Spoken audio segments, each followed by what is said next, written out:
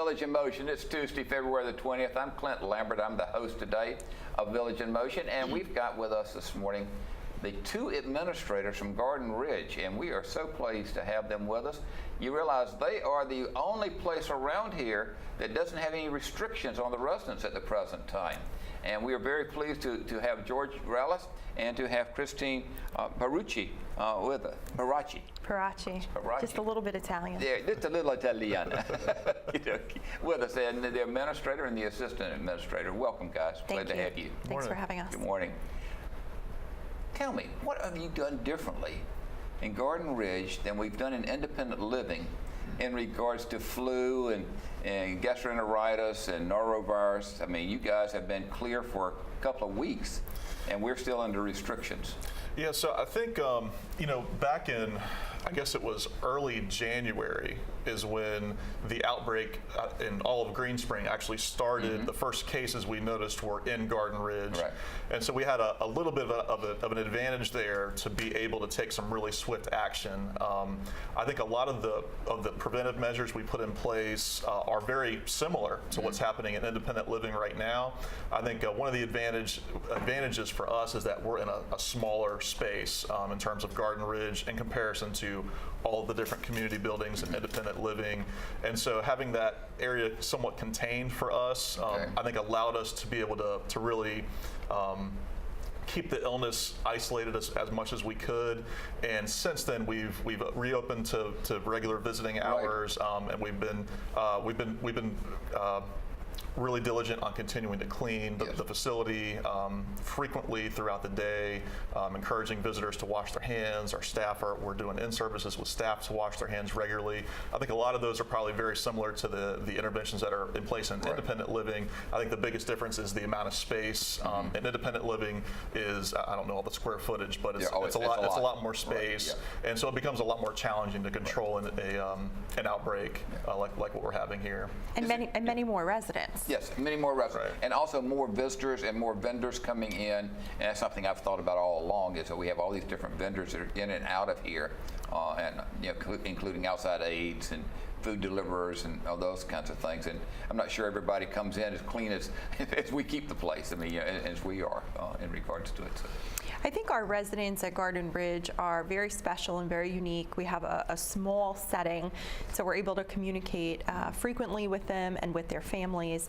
And for a percentage of them, they're not nearly as mobile as the independent living residents. So, if they're not feeling well, they may be staying in their room for an extended period of time with our care, whereas in independent living, I have a stomach virus, I need to go to the store or the bank and make a deposit or pick up some milk.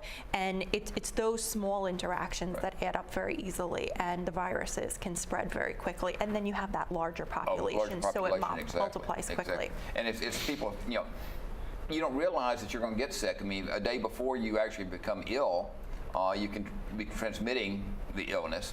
And then 3 days after you become, quote unquote, well, you can still be transmitting the illness. And I think it's a hard thing to get across and for people to understand and keep themselves in.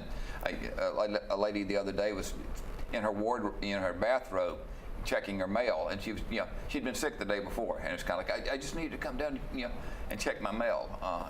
And that's how it happens. Just yesterday, our medical center had an independent living resident come for a regular appointment, and then happened to share with someone in the office that the day before she had some symptoms, and they had to ask her to please go back home and stay in for 72 hours till you get through that period, and then reschedule that appointment. So the diligence really lays with the residents in supporting the effort to reduce the transmission. The teams, general services for independent living and continuing care at Garden Ridge are the same. So the process and procedure for cleaning, disinfecting, the chemicals used, all of that is the same. It's the same rollout. Okay. Well, congratulations, guys. I mean, you've done it. We haven't yet, and we're looking forward to all the restrictions finally being lifted off of independent living. But very good.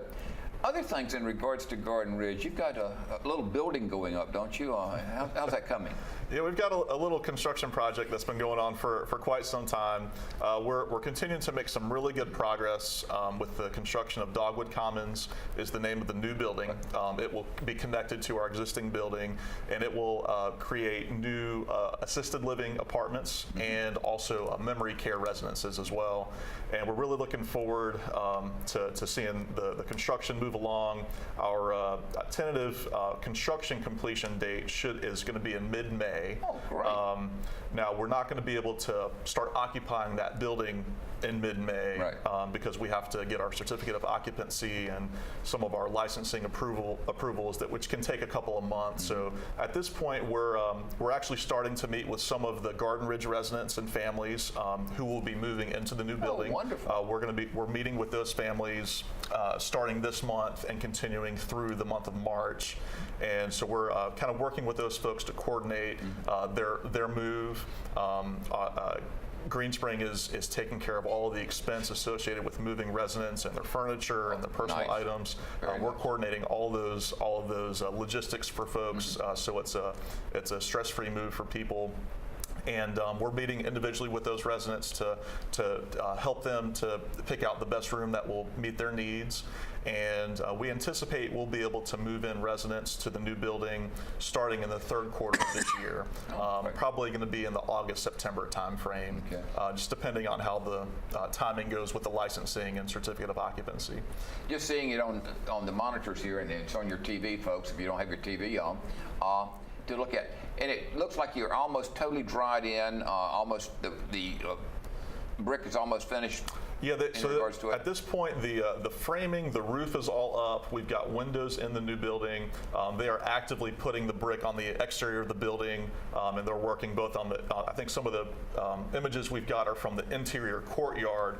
They're putting brick up in there, but also around the exterior of the building is on the back side of the building as well. Okay. So we're starting to see a lot of the the structure is there. I know there's going to be a lot of work going on inside with putting in all the electrical and plumbing and all those types of things. It's still a little too early to have any type of tour for us to go through, but hopefully as we get closer to May, we'll be able to get a look inside and get to see some of the progress. But there's been, aside from the outbreak we had earlier this year, we really proceeded with the project without any significant delays. We've had a little bit of excitement and a little bit of a scare a few weeks ago. I was actually out of the country when this happened, but Christine, I don't know if you'd like to share a little bit about what we've done to resolve that situation. Yes. Sure. So George was in Bora Bora celebrating his honeymoon. Well, congratulations, He just got George. married. Thank you. You had to get way away, huh? Yeah, we're very excited for him. We wished him well. He wished us well. Well, obviously you did well from everything in regards to it. So, but what happened during that time? So on Sunday, February 11th, I'll just take you back to that day. I received a call from our administrator in training. There's a third leg to our team, and this is Karen Hall, who had been our former director of rehab and is now in training to become an administrator. She called me to share that some nursing staff had expressed concern that they smelled something concerning. So first, trust but verify, call security, get the teams out there, let's see what it is. And she had already done that. This is the best kind of partner you can have. The gentleman supervisor was standing on site. We got on the phone together and I asked him, please, let's be very proactive with this. If staff are smelling a concerning smell, we need to respond to that. And hopefully it's absolutely nothing. But if it is something, we have the right people there. We can't go wrong. So very shortly after, I got a call that there was quite a volume of fire officials who had arrived from the Fairfax County Fire Department. I made my way on site, and the incident commander for the fire department worked with me, the incident commander for Greenspring, on this, and it was a tremendous collaboration between both teams here at Greenspring and the fire department. They brought in their hazmat team because they determined that 2 large propane tanks that were outside of Dogwood Commons to provide heat to the interior side because of some weather conditions over the previous 48 hours. There were 6 inches of rain. It created an erosion of the sub base, and the 2 tanks which had been there were tethered together by hoses. one slid down and it tore off the hoses from both. So both tanks were leaking at the valve area. There was no damage to the tank itself, but the valves were leaking, which created this sort of white, misty haze around the tanks. And I understand those are 1,000-pound tanks. They are. They're each 1,000 pounds. So this was a significant situation. Yeah. So hazmat came in. They were able to shut off one of the tanks very quickly. The other tank, based on its position during the slide, created some extra effort on their behalf. In the interim, what we did was we relocated 112 residents in Garden Ridge from one side of the building to the other side of the building. And that was an effort, but I have to tell you, it was seamless. It was absolutely seamless. Our staff was on it. They moved people. Security was here. The fire department assisted. You would have thought we had all worked together and we were doing this as a drill. It was that seamless. That's tremendous. I was know incredibly proud. Some residents from independent living went over and asked if you needed assistance, and everybody said no. We've got it handled. Yeah, there were so many on site, and folks, the call to action was made, and folks jumped right in. And I'm incredibly proud of the team, as I've shared with George. It was dynamic, and thankfully the hazmat team was able to respond to that. We've since relocated both tanks now to level. They're on a gravel base. Okay. Those valves have been replaced. And you can bet that the subcontractors and project managers and the fire department officials, the fire marshal, have been working very closely together to make sure that they are safe and without risk going forward. So they're secure now. They are. We have nothing to be concerned about with them. That's right. In regards to it moving forward. And apparently no one got injured during this whole process? There were no injuries of residents at all. There was one staff member who tripped and fell during relocating a resident in our memory care neighborhood who was not so inclined to move. Right. But she did that, but she's doing just fine. Right. And we'll be celebrating with the fire department and our team very shortly. We're hosting them for a meal to say thank you for their dynamic work, and the same for our staff who jumped in and did all that they needed to do. Right. I think the whole staff needs to be shining stars of the month. I mean, they are, if not of the year. Yeah, thank you for that. Yeah, absolutely. When I returned from vacation on Monday of this week, and when I heard that there had been an incident with propane tanks and gas leak, and there were a lot of residents who had to be moved. I was just thought, are they playing a joke on me? I thought this couldn't possibly have happened. Right. And then as I start to hear more details, and I'm seeing a lot of reports and safety reports that are being done, I'm like, this really happened. And so absolutely, I couldn't be more happy with the team that we kept everyone safe, that the folks took the right action to make sure residents are safe, and we got the situation handled pretty quickly. I think within a few hours of it all kind of came to a head on Sunday, and it was resolved on that same day. Yeah, so because it was resolved by 5 o'clock, wasn't it? Somewhere shortly thereafter. It was resolved by 5 o'clock, and residents from one side of the building were now having dinner at the other side of the building, so we had to delay the transfer back. So the fire department actually left us a truck with 6 of their officials to assist in the transfer after dinner. Talk about person-centered care. Right. It was remarkable. Well, with the fire department, I understand there were 90 units on the campus. It was a tremendous response from the teams. Yeah. Wow. Yeah. You had I counted 3 ladder trucks I personally saw, and 2 ambulances and 4 of the pickup trucks, supervisor types that were here. So it's just amazing in regards to it. Very, very good. Other things that are happening over at Garden Ridge, I mean, it sounds like you guys need an excitement a month almost in regards to it. Or maybe you just need some calm for a while. Yeah, he had his calm in Bora Bora. Yeah, I brought him back to speed as soon as he got back yesterday. And he really did think I was joking. No, George, I'm serious. But George, it must be a good feeling to know that your team took the bull by the horns, literally, and resolved the issue, resolved the crisis in an orderly, safe manner. Right. Yeah, it's I spent a lot of time, on Channel 6 and also at resident meetings, at resident committee meetings, talking about the 5-star rating that we have for Garden Ridge, and a lot of that is really focused on quality of care, not so much on avoiding catastrophic events like what we were facing a couple weeks ago, but more so in the day-to-day provision of care that residents receive, clinical care they receive. And I think this, again, I think it's the response that the team made in working together to make sure residents were safe and to resolve a potentially really dangerous situation and resolve it very quickly. Is a testament to the high quality of care that we provide, not just clinically, but when it comes to safety, things that are kind of unforeseen circumstances. I mean, I don't think any of us could have foreseen that type of event happening with a propane leak and really potentially very dangerous situation.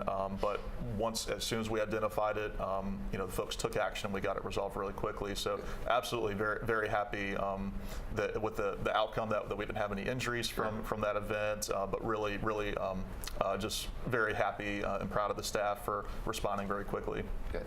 On a lighter note, people are being fed over there without any problems, right? I mean, the residents in Garden Ridge are being fed. You've had the issues with the kitchen. Yeah, that's what I'm thinking about. How's that going? What's happening? I understand you got new equipment.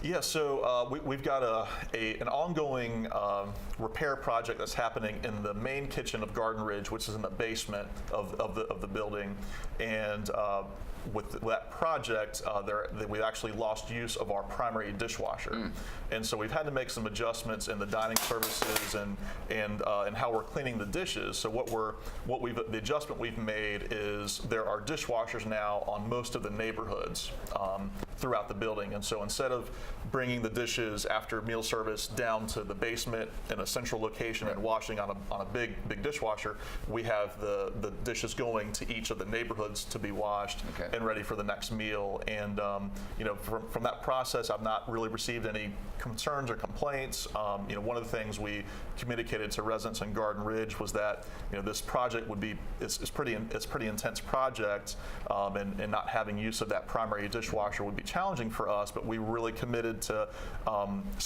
continuing to use our china, our dishes, and avoid, if all possible, using disposables. And to this point, with the exception of the outbreak we've not had to use any disposable plates or dishware. We're continuing our meal service as usual. Our menus continuing as we normally have, a menu that rotates and have a variety of options for residents. So our dining services team has done a really great job. Our nursing services team has done a really good job in making the adjustments to not having that normal routine of all the dishes being done in a central location, but getting all that work done throughout the building. So good, very good. With the new Dogwood Commons, right? That's the new Dogwood name Commons. Right? Furnishings that are going in, have these been selected? What's going to happen with that? And one other question that I didn't ask, because we were talking about the development of that. What's happening with residents' noise level? Are people being able to sleep okay, rest during the day okay? What's happening with those? So as far as the furnishings and finishes for Dogwood Commons, I believe all those selections have been made. There's I know that in conjunction with the architect firm, and there's another firm that is helping and select the paint colors and the fabrics for the furniture, the floor finishes, all of the light fixtures, all of those types of things are I believe have been selected. We do have finishing boards that are on display in the Garden Ridge lobby right now. If folks are interested in seeing what those finishes look like, you can see the fabrics that are being used, the paint colors that'll be used, and get a feel for the color scheme of what the new building will look like from the inside. I haven't seen the actual furniture. It'll be some time before those things actually get installed. But we're really looking forward to the new look. I think it'll be a much updated look, and I think folks will find that it's very pleasant. A lot of the renovations we've already done in our existing building, folks have been very pleased in general with the selection of the new furniture, selection of the new open look, and some of the features that have been put into the new design. So we're really looking forward to seeing the the finished product of the new building. And the other question in regards to what's happening with people being able to rest during the construction phase, being able to sleep, noise level. Yeah. So, we have been working closely with the contractor to try to keep the noise level at a minimum. And I think overall we've done a pretty good job. Some of the challenging times that we have is during when they have to demolish certain parts of the building or certain areas of the building. More recently, we've been some of the exterior porches that we have. We've demolished those so we can rebuild them and make the porches larger. And some of the demolition of that, where you've got a jackhammer demolishing concrete, there's no way to avoid the noise from that. That'll rattle your brain. So what we do when we know that we have some noisy work that has to be done, we try to limit that work being done during certain periods of the day. We try to do it outside of the meal time so that folks can enjoy their meal with some peace and quiet. But we try to keep it obviously during the daytime, and we really try our best to eliminate any type of noisy work being done during the sleeping hours at nighttime. We're getting close to almost a year into the project. I can say I've certainly gotten a few noise concerns, but as we get those, we're in communication very quickly with the contractor, and they do make adjustments in their work schedule and the timing of when these things are being done. Aside from some of the unavoidable things like jackhammering the concrete, which we really can't do much to change the noise level of that, we've really made adjustments in when that work's being done. And I think overall, there's not been a tremendous problem with the noise, just because the contractor has been flexible with us and working within our time frames. We're starting to run out of time. Other things going on in Garden Ridge that we haven't discussed that needs to be shared. We have a new move-in coordinator. Oh, okay. Yeah, her name's Alexandra, and she started with her yesterday. She replaced Arzo Hyder, who is now part of the independent living sales team. Right. Good. So we're excited about rounding out that sales and admissions department to help people move through the process and get through seamlessly. Very good. Yeah. So you got a full staff then. Yeah, and we also, one other new team member who started just on Monday, on the 19th, is Ribka Mersha, and Ribka is our new rehab manager. Oh, okay. So she's a physical therapist by trade and has a lot of experience in managing both inpatient and outpatient therapy operations. She's new to Green Spring. We're really excited to have her on board. She really brings a lot of really good experience from the therapy world, and looking forward to continuing really high quality services for our residents for therapy here. So she'll be over both inpatient and independent living and Garden Ridge rehab? Right. So the outpatient therapy gym that is in Hunter's Crossing, she will be managing both the operations there as well as the rehab that we offer at Garden Ridge as well. So she's responsible for both of those therapy services. All right. Very good. Yeah. Other additions, deletions? Can't say that we've had deletions, additions. This was a very exciting time. It was National Activity Professionals Month in January, and so we have a talented team of ladies who bring the spirit and the spunk to their residents each and every day. And during that propane event, I wanted to say that they had movies playing, popcorn popping. All right. So through the highs and the lows, they're there, and it's really a great team. Sounds great. Well, folks, so glad to have both of you here with us this morning, and just want from a resident to say thank you very much for all the great work you've done, and especially during these trying times. I mean, you guys have just been tremendous. Thank you. It's great, and I'm sure everybody appreciates it.